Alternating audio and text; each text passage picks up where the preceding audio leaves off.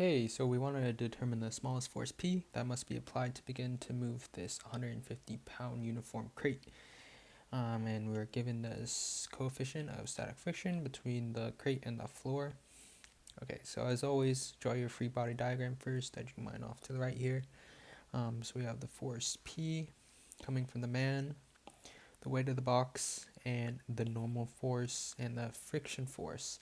The friction force is pointing in that direction because the force P is trying to move the box this way. So friction force is opposing that motion. You may be asking, why did I put the normal force on this side?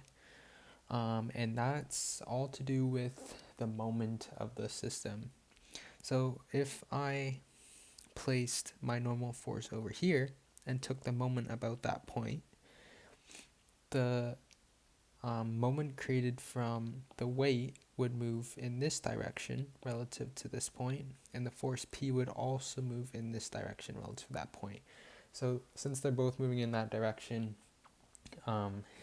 the system couldn't equal 0 for that equation. So that's why I placed the normal force on this side at some distance x from the center of the box, because from this point, the moment created from the weight is moving in the clockwise direction, and the moment from the P is moving in the counterclockwise direction. Okay, I'm just gonna move this to make some more room. Okay, so when you start off these questions, you always want to find the sum of the forces in the x and the y and the moments about the z-axis and set them equal to 0. So let's do that. So the forces in the x have to all equal 0. So we have force B in the positive x direction and our force P in the negative x, and that should equal 0. Sum of the forces in the y also equals 0, and we have that the normal force is pointing upwards minus the weight of the box, which is 150 pounds. Finally, the moments about the z-axis, and I'm going to take the moments about point A here, which I labeled there. So that's going to be, and I am calling the counterclockwise direction the positive direction. So we have 3 times P, that's the distance from point A to the line of motion here. Then minus 150 is the weight, and then at some distance x. Okay, now we're trying to find the smallest force P that must be applied to begin moving the crate. So to do this, there's 2 situations that could happen. The first situation is the crate just moves in a horizontal direction to the left without tipping the box over from the applied force. Or the other thing that could happen is the crate tips and falls down. So first of all, I'm going to assume that the crate slips, and oops.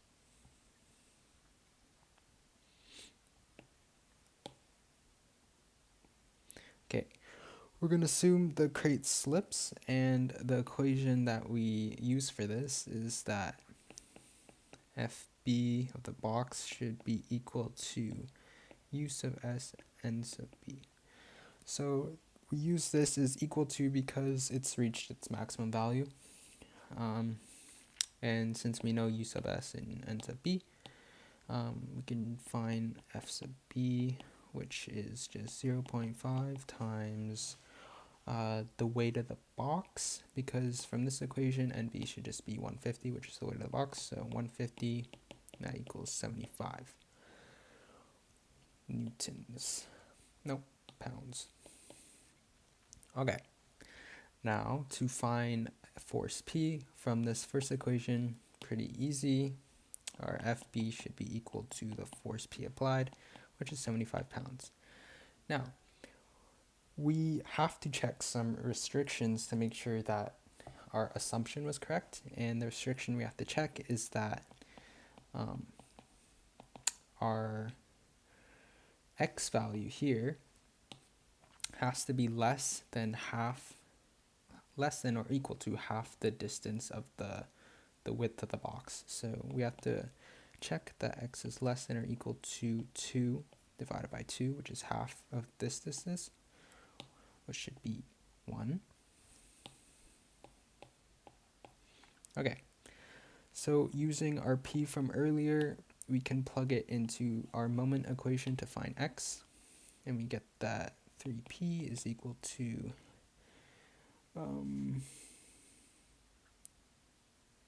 225 on this side.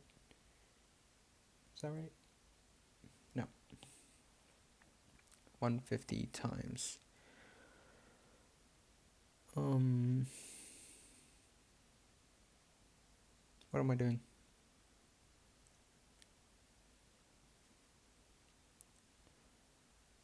Oops, sorry guys.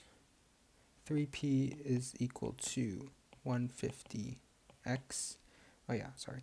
And x should be 3 times 75 divided by 150. And that gives us 1.5 feet.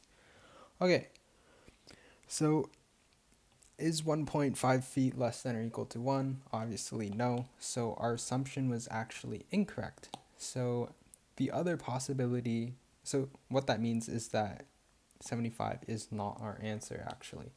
So we have to check our another assumption, which was that the box tips. And if the box tips, that means our x value has reached 1, which is half the distance of the box. So if x is 1, then to find force P again, we use our moment equation here. Substituting x for 1 this time, we get that P is equal to 150 over 3, and P is equal to 50 pounds. And once again, we have to check our restriction. And our restriction to check is that our force B is less than or equal to u sub S and sub B. So force B is equal to P, so we have that 50 is less than or equal to 0.5 times NB, which is that, and obviously that checks out.